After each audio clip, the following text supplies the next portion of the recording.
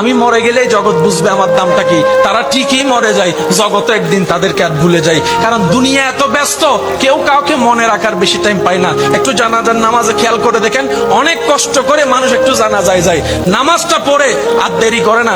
কবরস্থান পর্যন্ত যাওয়ার মানুষের সংখ্যা দেখবেন যে একদম কম, কবর দেওয়ার সময় মানুষের সংখ্যা দেখবেন যে আরো কমে গিয়েছে।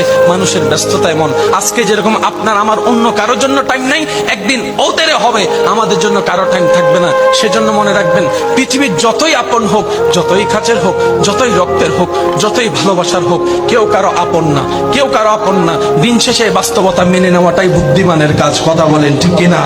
সময় আসলে আপনরাও চোখ উল্টাইতে 2 মিনিট করে না। এমনও বাস্তবতা দেখা যায়, যাকে এক সময় আপনি খাওয়াইছেন, সেই আপনার পাত থেকে ভাতের পাত কিনে নিয়ে যাবে। যাকে আপনি হাসির ব্যবস্থা করে দিয়েছেন, থাকার ব্যবস্থা করে দিয়েছেন, সেই একদিন দেখবেন আপনার জায়গা দখল করার জন্য পাইতারা প্ল্যানিং করতে থাকবে, পাইতারা প্ল্যানিং করতে থাকবে।